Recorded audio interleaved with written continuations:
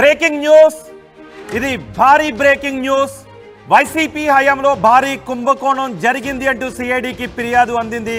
దాని గురించిన breaking news మీరు చూస్తున్నారు. నెల్లూరు జిల్లా కేంద్రంగా 5,000 కోట్ల రూపాయల స్కామ్ జరిగింది అని చెప్తున్నారు. ఈ స్కామ్ వివరాలు ఇప్పుడు ప్రకంపనలు సృష్టిస్తున్నాయి. గత ప్రభుత్వ హయాంలో నెల్లూరు కేంద్రంగా 5,000 కోట్ల రూపాయలు, ఏడాదిలోనే 5,000 కోట్ల రూపాయల స్కామ్ జరిగింది అని చెప్తున్నారు. వైట్ క్వాజ్ మాఫియా 5,000 కోట్ల రూపాయల స్కామ్ కు పాల్పడిందని చెప్తున్నారు. ఏడాదిలోనే 5,000 కోట్ల రూపాయల విలువైన ఖనిజ సంపదను చైనాకు తరలించారని చెప్తున్నారు. ఆర్టీవీ చేతిలో అసలు దొంగల వివరాలు ఉన్నాయి. 5,000 కోట్ల రూపాయల స్కామ్ కు సంబంధించి అసలు దొంగల వివరాలు ఆర్టీవీ చేతిలో ఉన్నాయి. నెల్లూరు జిల్లా మాజీ మంత్రి అండదండలతో అడ్డగోలు దోపిడీ జరిగింది అని తెలుస్తోంది. ప్రధాన సూత్రధారులుగా కారుమూరి నాగేశ్వరరావు కుమారుడు సునీల్, కారుమూరి అల్లుడు దిలీప్ కుమార్, సైదాపురంకు చెందిన చరణ్ రెడ్డి, కృష్ణంరాజు ఉన్నారు అనే వివరాలు వస్తున్నాయి. సర్వేపల్లికి చెందిన శ్యామ్ ప్రసాద్, గూడూరుకు చెందిన జిమ్ ట్రైనర్ శ్రీకాంత్ రెడ్డి, మొత్తం వీళ్ళందరూ సిండికేట్ గా ఏర్పడి 100 గనులను కొల్లగొట్టారు అని చెప్తున్నారు. 100 గనులను కొల్లగొట్టిన వైనం సిఐడికి ఆధారాలతో సహా దొరికాయని చెప్తున్నారు. సిఐడికి ఫిర్యాదుతో ఈ సంచలన విషయాలు వెలుగులోకి వచ్చాయి. ధరణి బ్రిక్ ఇండస్ట్రీస్ లిమిటెడ్ పేరుతో పుట్ట రమణమ్మ అనే మహిళ నుంచి భూమిని 5 సంవత్సరాలకు లీజుకు తీసుకున్నారు కారుమూరి కుటుంబ సభ్యులు. సిఐడికి విషయంపై ఫిర్యాదు అందడంతో సీఎంఓ కూడా రంగంలోకి దిగింది. ఈ స్కామ్ వెనుక అసలు సూత్రధారులు ఎవరనే దానిపై పూర్తి స్థాయిలో ఆరా తీస్తున్నారు, పూర్తి స్థాయిలో విచారణ జరుపుతున్నారు. 5,000 కోట్ల రూపాయలకి ఏడాదిలోనే 5,000 కోట్ల రూపాయల స్కామ్ జరిగింది అని సిఐడికి ఆధారాలతో సహా అందాయి. ఆ వివరాలు ప్రస్తుతం సిఐడికి అందిన వివరాలు ఇప్పుడు ఆర్టీవీ చేతిలోనే ఉన్నాయి. ఆ వివరాలను ఇప్పుడు మీరు ఆర్టీవీ స్క్రీన్ పైన చూస్తున్నారు. మా ప్రతినిధి కృష్ణమోహన్తో కూడా మాట్లాడదాం. కృష్ణమోహన్, నెల్లూరు జిల్లా కేంద్రంగా జరిగిన ఈ స్కామ్ కి సంబంధించి సిఐడి దగ్గర ఉన్న ఆధారాలు ఏంటి? ఆర్టీవీ చేతిలో, మన దగ్గర కూడా సిఐడికి అందిన వివరాలు ఆర్టీవీ దగ్గర ఉన్నాయి. ఈ వివరాలతో ఏం జరగబోతోంది? ఎవరెవరు ఈ స్కామ్ లో ఫిక్స్ అయ్యే అవకాశం కనిపిస్తోంది? ఎస్ సార్ రోహిత్, మొత్తం మీద నెల్లూరు జిల్లాలో, కేవలం నెల్లూరు జిల్లాలో సర్వేపల్లి, వెంకటగిరి నియోజకవర్గాలలో కేవలం 1 సంవత్సరం రోజుల పాటు యథేచ్ఛగా జరిగిన దోపిడిలో 5,000 కోట్ల రూపాయల ఖనిజ సంపదను, మైకా క్వార్జిన్ కావచ్చు, వైట్ క్వార్జిన్ కావచ్చు, అధికారపూర్వకంగా ఎలా కొట్టగొట్టారో అనేది, ఎలా చైనాలకు అంటే అంతర్జాతీయ మార్కెట్కు ఎలా తరలించారు అనే అంశాలని కేవలం మొన్న సిఐడి మాత్రమే సిఐడి కంప్లైంట్ చేశారు. కానీ మన దగ్గర సాక్ష్యాలతో సహా అసలు సూత్రధారులు ఎవరు, సూత్రధారులు ఏ మాజీ మంత్రులు ఉన్నారు, వాళ్ళ అనుచరులు ఎవరున్నారు, వాళ్ళ బంధువులు ఎవరున్నారు, అల్లుళ్ళు ఎవరున్నారు, మొత్తం డేటా అంతా కూడా ఆర్టీవీ ఎక్స్క్లూజివ్గా చూపించే ప్రయత్నం చేస్తోంది రోహిత్. బేసిక్గా ఇదే వ్యవహారం మీద 6 నెలల క్రితమే ఆర్టీవీ ఎక్స్క్లూజివ్గా సైదాపురం తర్వాత వెంకటగిరి జరుగుతున్న వైట్ క్వార్జ్ మాఫియా మీద కథనాలు వరుసగా ప్రసారం చేశారు. కానీ ఇదే వ్యవహారం మీద గతంలో సర్వేపల్లి మాజీ ఎమ్మెల్యే, ప్రస్తుతం TDP MLA, Sarvepalli MLA Somireddy Chandramohan Reddy చాలాసార్లు చెప్పారు మీడియా ముందుకు వచ్చి, అయ్యా ఇక్కడ తెల్ల క్వార్జిని భూముల్ని మొత్తం కూడా తవ్వి గ్రామాలని ఖాళీ చేస్తున్నారని ఆయన చాలామందికి ఫిర్యాదు చేసినా ఎవరు పట్టించుకోలేని పరిస్థితి. ఇప్పుడు ప్రభుత్వం మారిన వెంటనే దీని మీద ఎంక్వైరీకి ప్రారంభించారు. అయితే గతంలో కూడా మొత్తం ఒక మాఫియాగా ఏర్పడి 2 మాజీ మంత్రులు కలిసి ఈ వ్యవహారాన్ని పూర్తిగా కూడా కొల్లగొట్టేశారు. గ్రామాలు ఖాళీ అయిన పరిస్థితి, కనీసం అక్కడ రోడ్లలో కూడా వెళ్ళలేని పరిస్థితిలోకి ఆ గ్రామాలని తీసుకొని వచ్చారు. గ్రామస్తుల రైతులు పొలాల్లో ఉన్న ఆ క్వార్జిన్ ఏవైతే ఉన్నారో ఆ క్వార్జిని సడన్గా చైనాలో మార్కెట్ వచ్చేసరికి ఆ చైనా మార్కెట్కి తరలించే ప్రయత్నం చేశారు. పెద్ద ఎత్తున దాదాపుగా 1 సంవత్సరం రోజుల్లోనే అక్టోబర్ నుంచి ప్రారంభమైన గత సంవత్సరం మళ్ళీ ఎన్నికలు ముగిసే రోజు వరకు జరుగుతున్న ఈ దోపిడీలు చాలామంది కీలకమైన నేతలు ఉన్నారు, అధికారులు ఉన్నారు. మైనింగ్ శాఖకు సంబంధించిన కీలక అధికారులు, డీడీ స్థాయి అధికారులు కూడా దీంట్లో ఉన్నారు. ఒక్కొక్క వ్యవహారం బయటికి తీసుకునే ప్రయత్నం ఆర్టీవీ చేసిన నేపథ్యంలో ఆర్టీవీకి చాలా కీలకమైన అంశాలు బయటకు పడ్డాయి.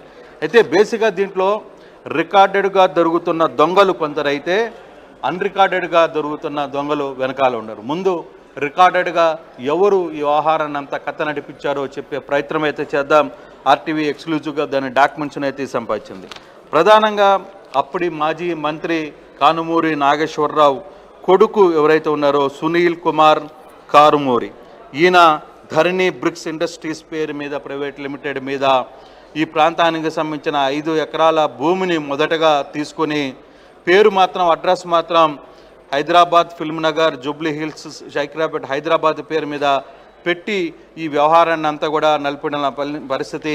సైదాపురం మండలంలో పట్టా ల్యాండ్ పేరు మీద పొట్టి శ్రీరాములు జిల్లా నెల్లూరు ఓరుపల్లి సైదాపురం పట్టా ల్యాండ్ మీద లీజుకి ల్యాండ్కు తీసుకొని దీనితో ప్రారంభించాడు. ఈ వ్యవహారాన్ని మొత్తం కూడా చెన్నైకి ఎక్స్పోర్ట్ చేసే పరిస్థితికి దాదాపుగా సునీల్ కుమార్ కానుమూరి చేశారు. మరోవైపు కేఎస్ఆర్ కన్స్ట్రక్షన్స్ పేరు మీద సైదాపురంకి సంబంధించిన మరో విలేజ్లో కేఎస్ఆర్కి సంబంధించిన వ్యవహారం పేరు మీదనే వీళ్ళు కూడా ఈ వ్యవహారాన్ని చేసే ప్రయత్నం అయితే చేశారు. దీంట్లో కేఎస్ఆర్ కన్స్ట్రక్షన్ పేరు మీద ఒకటి శ్రీమతి మేనేజింగ్ డైరెక్టర్గా ఉన్న కానుమూరు దీపిక,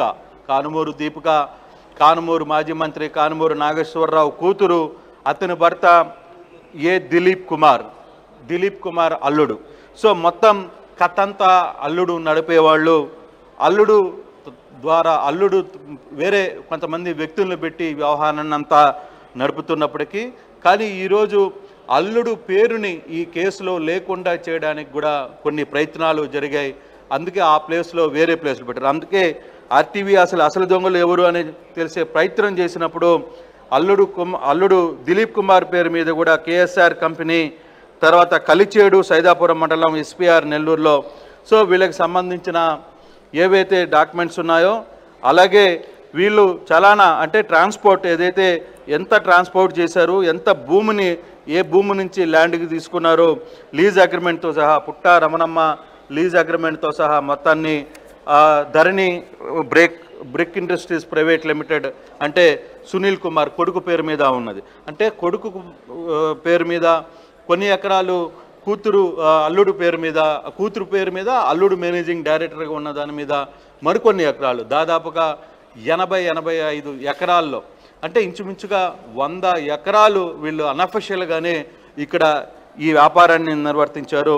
అయితే ఇక్కడ ఒక పెద్ద స్కామ్ జరిగేది. ఆ భూముల్లో ఉన్న రైతుల దగ్గర ఉన్న క్వాడ్స్ మామూలుగా కేవలం ఒక రేట్ వీళ్ళే ఫిక్స్ చేసేవాళ్ళు. దీనికి వెనకాలంతా కూడా నెల్లూరుకి సంబంధించిన వైసీపీ నేతల అడ్డాగా ఇదంతా జరిగింది. కీలక వ్యక్తులు ఒక ధర నిర్ణయించేవాళ్ళు. ఆ ధర కేవలం రైతులకు మాత్రం 4,000, 5,000 అలా ఇచ్చి చైనా మార్కెట్లో మాత్రం వీళ్ళు 30,000 దాకా అమ్మిన పరిస్థితి. అంటే ఇంచుమించుగా ఇక్కడున్న మైకా క్వార్జన్ కావచ్చు, వైట్ క్వార్జన్ కావచ్చు, పూర్తి స్థాయిలో వాళ్ళు ఇక్కడ నుంచి కొన్ని వేల టన్నులను, లక్షల టన్నులని అంతర్జాతీయ మార్కెట్కి తరలించేసిన పరిస్థితి. ఆ తరలించే విషయంలో దాదాపుగా భూములు కావచ్చు, పక్కన ఇల్లు కావచ్చు, ఏదున్నా కూడా పట్టించుకోలేదు. మొత్తం కూడా ఒక దౌర్జన్యంగా చేసిన పరిస్థితి. కనీసం ఆ ఊర్లలోకి ఇప్పుడు వెళ్ళాలన్నా కూడా వెళ్ళలేని పరిస్థితిగా తయారైంది. సో గతంలో కూడా ఇదే వ్యవహారాన్ని ఆర్టీవీ ఎక్స్క్లూజివ్గా అందించే ప్రయత్నం చేసింది. ఇదే వ్యవహారాన్ని మాజీ ఎమ్మెల్యే, ప్రస్తుత ఎమ్మెల్యే సోమిరెడ్డి చంద్రమోహన్ రెడ్డి పలుసార్లు చెప్పారు ఆ వ్యవహారంలో. అక్కడ చాలామంది అంటే ఒక్కొక్క ప్రాంతానికి ఒక్కొక్కరిని ఇన్ఛార్జిగా పెట్టారు. ఆ పేర్లు కూడా నేను చెప్పే ప్రయత్నం అయితే చేస్తాను. వీళ్ళలో కొంతమంది పూర్తి స్థాయిలో వ్యవహారాన్ని కథ నడిపిన వ్యక్తుల్లో ఒకటి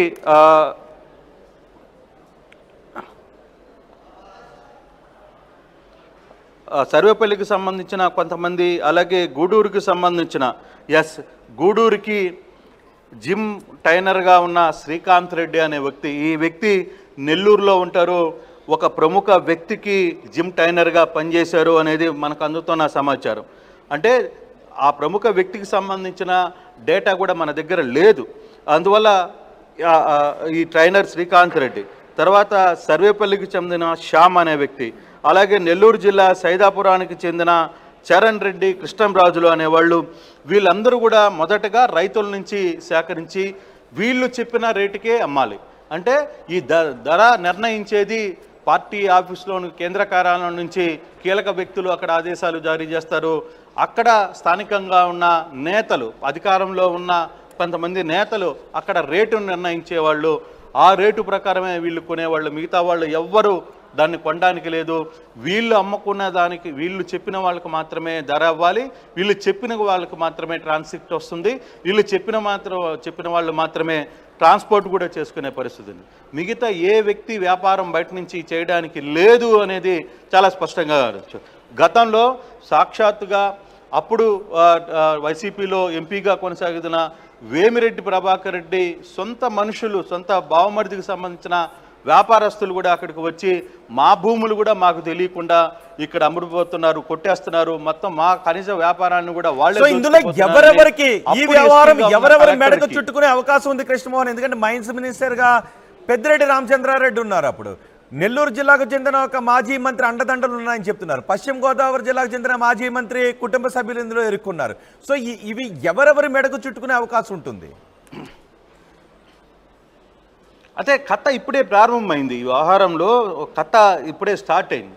సో ఇది ఎంతవరకు వెళ్తుంది, ఎంత దూరం వెళ్తుంది, ఏ అధికారులు రోడ్డు మీద పడతారు, ఎవరు ఉద్యోగాలు పోగొట్టుకుంటారు, ఎవరు ఈ కేసు చుట్టూ తిరుగుతుంది, ఎవరికి ఎన్ని కోట్ల రూపాయల ఫైన్లు పడతాయి, ఎవరు అరెస్ట్కి వెళ్తారు అనేది కొంతకాలం నిర్ణయించే పరిస్థితి ఉంటుంది. కానీ ఈ లోపల మాత్రం దీనికి సంబంధించిన స్కామ్లో మాత్రం చాలా కీలక నేతలు రోడ్ల మీదకి వచ్చే పరిస్థితి అయితే ఉంది. చాలా ఇబ్బందులకు గురవుతారని చెప్పాడు. ఎందుకంటే వ్యవహారం కాస్త పూర్తిగా కూడా సీఎం దృష్టికి చేరింది. సీఎం వ్యవహారం మీద ప్రత్యేకమైన నిఘా ఏర్పాటు చేశారు. దీంట్లో ఎంతవరకు వర్కౌట్ అవుతుందో తెలియదు. అయితే ఇప్పటికే వైసీపీ నేతలు కొందరు టీడీపీలో ఇప్పుడున్న కొంతమంది నేతల్ని బతిమిలాడుకునే ప్రయత్నానికి అంటే ఆ సెట్ చేసుకునే ప్రయత్నానికి కూడా చర్యలు ప్రారంభమవుతున్నాయి అనేది, ఆ ప్రక్రియ కూడా ప్రారంభమైనది కొంతమంది చెప్తున్నారు. సో ఏదేమైనా వ్యవహారం జిల్లా నేతలు స్థాయి దాటి ఇప్పుడు వేరే స్థాయికి వెళ్ళిపోయింది. సో ఇది అక్కడ ఎంతవరకు వర్కౌట్ అవుతుందో లేదో తెలియదు.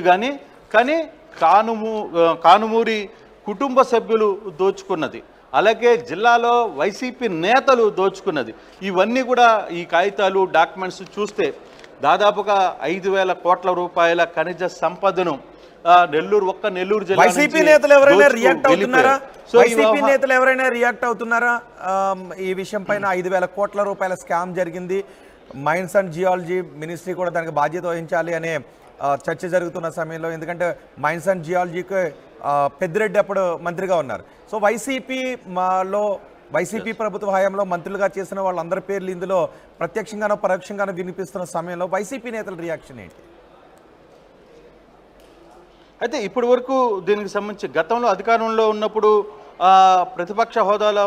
ప్రతిపక్షంలో ఉన్న టీడీపీ నేతలు మాట్లాడిన దానికి కౌంటర్గా అప్పుడున్న శాఖలో ఉన్న అధికారులు, మంత్రులు ఛాలెంజ్లు విసిరారు. ₹1 మేము తీసుకున్నట్టుగా నిరూపిస్తే దేనికైనా సిద్ధమని చెప్పారు.